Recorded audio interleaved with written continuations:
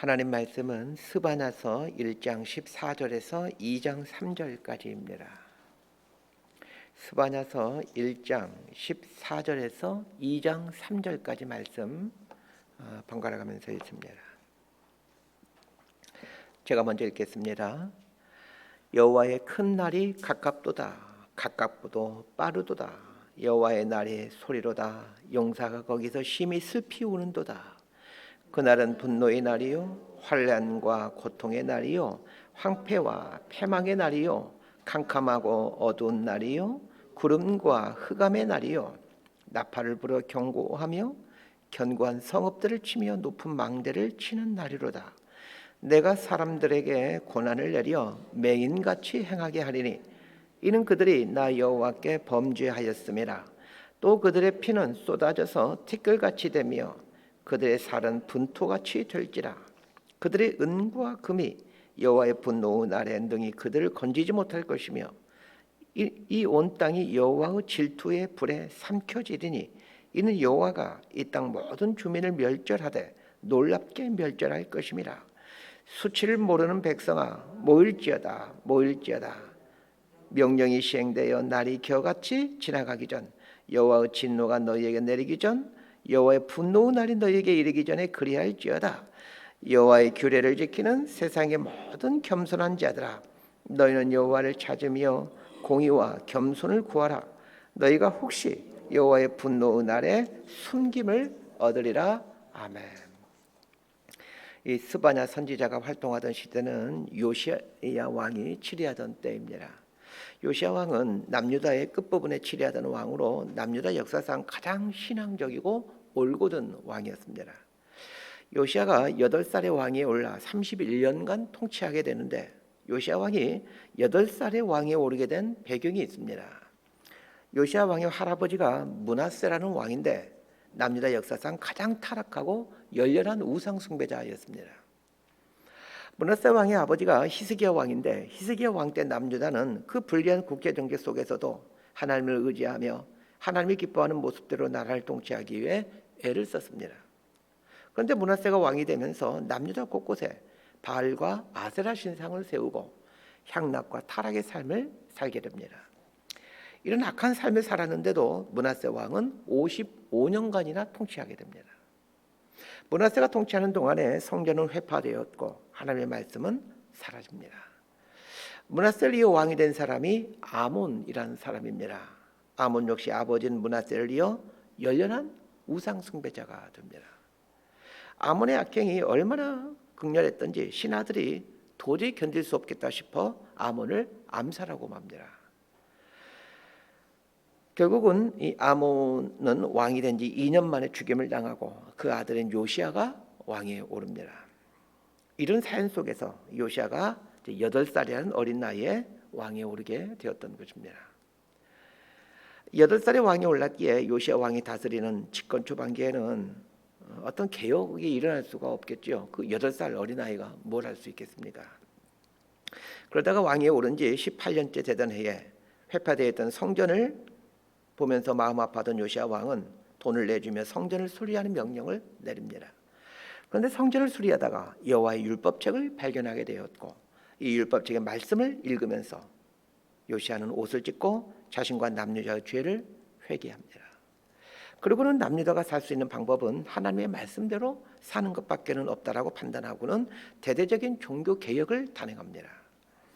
그러나 너무나 긴 시간 동안 우상을 숭배해 왔기에 요시야 왕이 종교 개혁을 단행했음에도 여전히 백성들 중에는 우상을 숭배하는 사람들이 적지 않게 있었습니다. 우상 숭배의 맛을 들인 사람들은 아무리 하나님 말씀을 가르쳐도 쉽게 변하지 않습니다. 하나님을 섬기더라도 마치 우상 숭배하듯 하나님을 섬깁니다. 그래서 우상 숭배가 무섭습니다. 요시야 왕이 거국적으로 종교 개혁을 단행했지만 백성들 개개인이 하나님께 돌아선 것은 아니었습니다. 여전히 우상을 숭배하는 사람들이 많이 있었고 여전히 악을 행하고 있었고 하나님을 섬기는 것 같았지만 우상을 섬기는 삶을 살고 있었습니다. 자, 이런 상황에서 스바냐 선지자가 하나님의 말씀을 선포합니다. 스바냐 선지자는 히스기야의 현손입니다. 왕족이었던 스바냐는 요시야 왕에 의해 남유다가 하나님께로 온전히 돌아온 것처럼 보였지만 여전히 백성들이 우상 숭배에 찌들어 있는 걸 보면서 하나님께 기도하지 않을 수 없었습니다. 선지자적인 해안을 갖고 있던 스바냐는 이번 기회에 남유다가 하나님께로 돌아서지 않는다라면 이 남유다는 도저히 희망이 없겠구나라는 것을 알게 됩니다. 요시야 왕으로 하여금 하나님 말씀을 듣게 하여 종교개혁을 단행하도록 했던 것은 하나님께서 남유다에게 주시는 마지막 기회라고 깨달은 것입니다. 므낫세 왕 때부터 시작해서 아몬 왕 때까지 반세기 이상을 우상 숭배하는 나라로 전락한 남유다를 돌이키기 위해 하나님은 이 요시야 왕을 세우고 그 요시야 왕을 통해 종교개혁을 단행하게 하셨습니다. 그러나 이것은 어찌 보면 하나님의 마지막 기회입니다. 언제까지나 계속해서 남유다에게 기회가 주어지는 것은 아닙니다. 스바냐 선지자는 요시야의 종교개혁이 남유다에게 주시는 하나님의 마지막 기회이고 이 마지막 기회 앞에서 남유다 백성들이 돌이키지 않는다라면 하나님의 심판이 올 수밖에 없다는 것을 알고 있었기에 심판에 대해서 선포하고 있는 겁니다.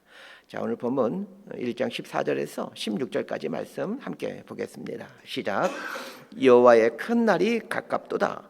가깝고도 빠르도다. 여호와의 날의 소리로다. 용사가 거기서 심히 슬피 우는도다. 그날은 분노의 날이요 환난과 고통의 날이요 황폐와 패망의 날이요 캄캄하고 어두운 날이요 구름과 흑암의 날이요 나팔을 불어 경고하며 견고한 성읍들 치며 높은 망대를 치는 날이로다. 이 스바냐서의 핵심되는 단어가 여호와의 날이라는 단어입니다. 통상적으로 이스라엘 백성들은 이 여호와의 날이라는 말에 대해서 이 날은 구원의 날이요 축복의 날이요 승리의 날이라는 인식을 갖고 있었습니다. 오랜 세월 동안 이스라엘 백성들에게 여호와의 날이란 하나님께서 이스라엘을 구원하시고 또 건지시고 승리를 주시는 날과 같은 이런 아주 좋은 날로 이해해 왔습니다. 그래서 이방 민족들로부터 압제를 당하거나 슬픈 일이 있을 때마다 머지않아 여호와의 날이 이르게 되면 이 어려움들은 다 해결되실 거야. 하나님이 우리를 위해 일하시는 그날 여호와의 날이 이르게 되면 모든 문제는 해결될 거야. 이런 믿음들을 갖고 있었습니다. 스바냐 선지자가 활동하던 당시 이스라엘 백성들도 마찬가지입니다. 당시 남유다를 둘러싸고 있던 국제 정세가 아주 혼미하고 폭풍 전야의 상황이었습니다. 메소포타미아 지역에서는 바벨론이 급속도로 세력을 확장해서 점점 남유다 쪽으로 내려오고 있었고 남쪽에 있는 애굽은 바벨론과의 일전을 준비하며 서로를 향해 으르렁거리고 있었습니다. 그리고 실제로 얼마 지나지 않아 609년이죠. 끝에 이 바벨론과 이 애굽과의 전쟁이 일어나게 됩니다. 지금 분위기가 이제 이런 상황이었다는 것을 염두에 두면서 스바냐서를 볼 필요가 있습니다. 바벨론과 애굽 사이에 끼어 있는 남유다 입장에서는 언제 터질지 모르는 세계 대전의 상황 속에서 두려워할 수밖에 없었습니다. 이때 남유다 사람들은 머지않아 하나님이 우리를 구원하시는 여호와의 날이 올 거야. 이런 막연한 희망과 기대를 갖고 있었습니다. 하나님께서 우리를 구원하시고 우리에게 복을 주실 거야 라는 이 막연한 기대와 거짓된 희망 속에서 여호와의 날을 운운하며 여전히 우상을 섬기고 있는 남유다 백성들을 향해 스바냐 선지자는 너희들이 말하고 있는 그 여호와의 날이 오긴 올 텐데 그날은 구원의 날이 아니라 심판의 날이 될 거다 라고 말하면서 하나님의 심판을 선포하고 있습니다. 14절에 보니까 여호와의 큰 날이 가깝도다 이렇게 말하고 있습니다. 스바냐 선지자의 선포처럼 정말로 여호와의 큰 날인 심판의 날은 머지않아 오게 됩니다. 요시야 왕이 609년에 죽게 되는데 요시야 왕 사후 4년이 지난 605년에 바벨론의 1차 침입으로 인해 남유다는 회파되고 이어서 계속된 2차 침입과 3차 침입에 의해 예루살렘 성은 완전히 무너지고 성전은 회파되어 가고 대부분의 남유다 사람들은 바벨론의 포로로 잡혀가게 됩니다. 이렇게 해서 남유다는 이제 멸망하게 되죠. 스바냐 선지자는 여호와의 날이 구원의 날이 아니라 하나님께서 분노하시는 날이고 그래 남유다 백성들에게는 환난과 고통의 날이고 남유다에게는 황폐와 패망의 날이라고 선포합니다. 스바냐 선지자가 하나님의 말씀을 선포한 때에 남유다의 영적인 상황을 보고 또 그 스바냐 선지자가 선포하는 말씀들을 보면은 오늘 이 시대가 스바냐 선지자가 활동하는 시대와 비슷한 시대가 아닌가라는 생각이 듭니다. 스바냐 선지자가 활동하던 때는 겉으로 보면 무너졌던 성전이 보수되었고 하나님의 말씀이 선포되고 있는 것 같았지만 실상은 하나님을 섬기면서 우상을 섬기고 있는 시대였습니다. 당시 국제적인 정세도 바벨론이 급성장함으로 남유다를 위협하고 있었고, 오래전부터 이스라엘과 우호 관계를 맺고 있던 애굽이 바벨론과의 일전을 벌이기 위해 준비를 하는 전운이 감도는 시기였습니다. 당시 바벨론과 애굽의 대립상을 보게 되면 지금 미국과 중국의 대립이 연상이 됩니다. 지금의 우리나라를 둘러싼 상황이 스바냐 선지자 당시 남유다의 상황과 상당히 흡사합니다. 성도들 대부분이 하나님을 섬기고 있는 것 같지만 실제로는 말씀에서 떠난 삶을 살고 있고, 하나님을 섬기고 있는 것 같지만 우상을 숭배하듯이 하나님을 믿고 있음에도 여전히 하나님은 우리에게 복을 주시는 분이라고 선포하는 이 시대가 이 스바냐 선지자의 때와 너무나도 흡사하지 않습니다. 자, 17절과 18절 말씀 함께 봅니다. 시작. 내가 사람들에게 고난을 내려 맹인같이 행하게 하리니 이는 그들이 나 여호와께 범죄하였음이라. 또 그들의 피는 쏟아져서 티끌같이 되며 그들의 살은 분토같이 될지라. 그들의 은과 금이 여호와의 분노의 날에 능히 그들을 건지지 못할 것이며 이 온 땅이 여호와의 질투의 불에 삼켜지리니 이는 여호와가 이 땅 모든 주민을 멸절하되 놀랍게 멸절할 것임이라. 하나님께서 남유다에게 요시야 왕을 주심으로 하나님께 돌이킬 수 있는 마지막 기회를 주었건만 이 기회를 팽개치고 있는 남유다 백성들에게 심판을 선포하고 있습니다. 자, 그러면서 남유다 백성들에게 고난을 내려 맹인같이 행하게 하겠다, 이렇게 말씀하십니다. 정말로 남유다의 마지막 왕인 시드기야 왕이 바벨론의 포로로 잡혀가게 될 때에 눈이 뽑혀 예루살렘에서 수천 킬로 떨어진 바벨론까지 질질 끌려갑니다. 시드기야 왕이 눈이 뽑혀서 바벨론으로 끌려가는 모습은 이 시드기야 왕 한 사람에 대한 심판이 아니라 남유다 백성 전체에 대한 그 심판을 한다라는 어떤 상징과도 같은 행동입니다. 스바냐 선지자는 계속해서 심판의 말씀을 전합니다. 남유다 백성들의 피는 쏟아져서 티끌까지 될 것이며 살은 분토와 같이 될 것이라고 말합니다.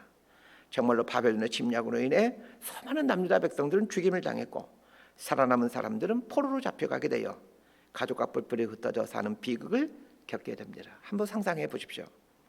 바벨론이 쳐들어와 상당수의 남유다 사람들은 죽임을 당하게 되고 살아남은 사람들은 포로로 잡혀가게 되어 가족과 생이별을 해야 했던 이 당시의 상황을 깊이 한번 생각해 보시길 바랍니다. 18절에 보면 그들의 은과 금이 여호와의 분노의 날에 능히 그들을 건지지 못할 것이며 이렇게 말하고 있습니다. 자, 이 말은 무슨 뜻입니까?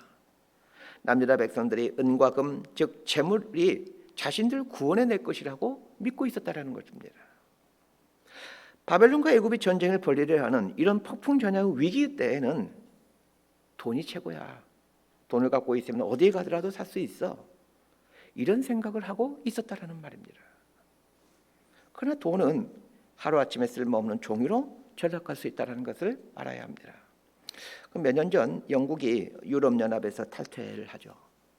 그 탈퇴하는 순간 영국의 파운드화가 10%나 폭락했습니다. 세계 경제를 이끌어오는 주요 선진국인 나라의 돈이 하루아침에 10% 이상 폭락해버린 겁니다. 휴지 조각이 된 건 아니었지만 파운드화가 순식간에 폭락한 것을 보면서 영국 국민들뿐만 아니라 전 세계 국민들은 그토록 믿어왔던 돈이 얼마나 믿을 수 없는 것인지를 실감하게 되었을 겁니다. 세계 경제를 이끌어가는 주요 선진국인 영국의 돈도 하루아침에 폭락할 수 있다면 우리나라나 3세계 국가의 돈은 두말할 필요가 없습니다. 통장에 찍혀있는 숫자는 그야말로 숫자 이상의 어떤 의미도 갖지 못할 수도 있습니다. 그럼에도 불구하고 사람들은 이 통장의 숫자를 의지합니다. 하나님을 믿는다 하면서도 여전히 은과 금을 취하고 있던 남유다 백성들에게 스바냐 선지자는 하나님의 심판을 말하면서 그래도 일말의 희망의 말을 전해주고 있습니다. 자, 2장 1절에서 3절까지 말씀 함께 봅시다. 시작. 수치를 모르는 백성아 모일지어다 모일지어다. 명령이 시행되어 날이 겨같이 지나가기 전 여호와의 진노가 너희에게 내리기 전 여호와의 분노의 날이 너희에게 이르기 전에 그리할지어다. 여호와의 규례를 지키는 세상의 모든 겸손한 자들아 너희는 여호와를 찾으며 공의와 겸손을 구하라. 너희가 혹시 여호와의 분노의 날에 숨김을 얻으리라. 하나님을 믿는다 하지만 돈을 더 의지하고 살아가는 남유다 백성들을 향하여 스바냐 선지자는 수치를 모르는 백성이라고 부릅니다. 수치를 모르는 백성이란 말의 뜻은 하나님 믿는다 하면서 실제로는 돈을 믿고 있는 참 부끄러운 인생들이라는 뜻입니다. 이런 남유다 백성들이 살 수 있는 유일한 길이 있습니다. 1절 하반절에 보면 모일지어다 모일지어다 이렇게 말하고 있습니다. 모이라는 겁니다. 하나님의 심판이 시작되기 전에 모이라는 겁니다. 그러면 모이기만 하면 심판이 사라지는 것입니까? 그렇지 않습니다. 모여서 해야 될 일이 있습니다. 3절을 보십시오. 너희는 여호와를 찾으며 공의와 겸손을 구하라. 너희가 혹시 여호와의 분노의 날에 숨김을 얻으리라. 모여서 하나님을 찾으라는 것입니다. 다른 말로 표현하면 하나님의 말씀 앞에 서라는 얘기입니다. 하나님의 말씀을 들으라는 말입니다. 모일지어다 모일지어다 이 말씀 앞에서 오늘날 우리 신자들의 신앙생활하는 모습이 떠올랐습니다. 오늘 우리들은 모일지어다 모일지어다의 삶을 살고 있는가 한번 생각해 보았으면 합니다. 오늘날 신자들은 주중 예배는 말할 것도 없고 이제는 주일 예배까지도 우습게 여기는 그런 시대가 되었습니다. 이제 잘 보시길 바랍니다. 성도들이 갈수록 주일 예배를 우습게 여길 겁니다. 마치 주중 예배를 나와는 상관없는 이야기로 여기고 있듯이 주일 예배를 드리지 않는 것을 아무렇지도 않게 생각하는 사람들이 점점 많아져 갈 것입니다. 지금의 한국교회 주일 예배 출석률은 평균 한 60% 정도라고 합니다. 한 교회 성도 제적이 100명이라면 주일 평균 예배 수는 60명이라는 말입니다. 정말 중요한 일이 있어 주일 예배를 드리지 못하는 것에 대해서는 이해할 수 있지만 주일 예배를 쉽게 빼먹는 것에 대해서는 심각하게 생각해야 됩니다. 왜 스바냐 선지자가 심판의 날을 피할 수 있는 유일한 길이 모이는 것이라고 말을 했겠습니까? 하나님을 만날 수 있는 유일한 길이 말씀을 듣는 것이기 때문입니다. 하나님의 말씀을 통해 하나님을 만나게 되면 공의와 겸손의 삶을 살게 됩니다. 언제부터인가 한국교회 안에는 이 분쟁과 다툼이 일어나는 것이 일상이 되어버렸습니다. 목사와 장로 간의 다툼이 일어나고 성도들 간의 다툼이 생겨 교회가 쪼개진 일들이 벌어지고 있습니다. 왜 그렇습니까? 공의와 겸손을 잃어버렸기 때문입니다. 겸손하면 싸우지 않습니다. 겸손하면 싸납지 않습니다. 그럼 왜 싸납고 왜 겸손하지 않는 것입니까? 하나님을 모르기 때문입니다. 자신을 하나님 앞에 세워놓지 않고 살기에 큰소리치고 사는 거죠. 모일지어다 모일지어다 라는 말은 하나님 말씀 앞에 자신을 세워놓으라는 얘기입니다. 말씀 앞에 자신을 세워놓고 하나님을 찾고 찾아가면 사람은 겸손해져 가고 공의를 구하게 됩니다. 이것이 부흥이고 또 이렇게 살 때 하나님의 진노의 심판은 복과 은혜로 바뀌어져 갑니다. 말씀 정리합니다. 심판을 선포하는 목적은 심판이 아니라 회개하도록 하기 위함입니다. 하나님께서 왜 스바냐 선지자에게 말씀을 주셔서 심판을 선포하도록 하시는 것일까요? 남유다 백성들이 하나님께 돌아오기를 원해서입니다. 하나님께 돌아오지 않으면 반드시 심판이 옵니다. 이것은 성경만 그렇게 말하고 있는 것이 아니라 인류 역사가 고스란히 보여주고 있는 사실들입니다. 그래서 두렵습니다. 오늘날 이 땅의 교회와 성도들이 자꾸 하나님에게서 멀어져 가고 있는 것 같아서 두렵습니다. 다시 돌이키지 않는다라면 심판은 피할 수가 없습니다. 스바냐 선지자가 남유다 백성들에게 모일지어다 모일지어다라고 말하므로 하나님 말씀 앞에 서서 하나님을 만나고 하나님을 바르게 섬기는 사람들이 되자라는 이 피 끓는 호소를 오늘 나를 향한 하나님의 호소로 그리고 이 시대의 교회를 향한 하나님의 외침으로 들었으면 합니다. 만약 그렇게 하지 않는다라면 2600년 전 남유다의 백성들이 이 스바냐의 선포를 무시함으로 불과 몇 년 후에 바벨론을 통해 심판을 당해야만 했던 것처럼 우리도 예외가 될 수는 없습니다. 은과 금은 우리를 심판에서 건져낼 수가 없습니다. 심판에서 건져받을 수 있는 길은 하나님 앞에 우리 자신을 세워놓음으로 하나님께 돌아서는 것밖에는 없습니다. 하나님 말씀 앞에 우리 자신을 세워놓고 하나님께 돌아서십시다. 하나님을 만나 공의와 겸손을 행하는 사람이 되십시다. 이렇게 살아갈 때 하나님은 큰 은혜를 베풀어 주십니다. 이런 은혜를 누리며 살아가는 저와 여러분들이 되기를 진심으로 소망하고 축복합니다. 기도하겠습니다. 하나님, 우리가 하나님으로부터 얼마나 멀리 떨어져 살고 있는지를 보게 해 주옵소서. 하나님의 이름을 부르며 살고 있지만 하나님과의 거리가 천길만길 떨어져 있음을 보게 해 주십시오. 다시 말씀 앞에 우리를 세워놓고 살기를 원합니다. 다시 성도들이 모여 하나님 앞에 설 수 있게 되기를 원합니다. 그래서 하나님을 만나고 우리 삶이 바뀌어갈 수 있기를 원합니다. 이런 간절한 소망을 갖고 우리에게 주어진 이 짧은 인생을 하나님 뜻대로 살아가는 하나님 백성들 되게 하여 주옵소서. 예수님 이름으로 기도드리옵나이다. 아멘. 기도하고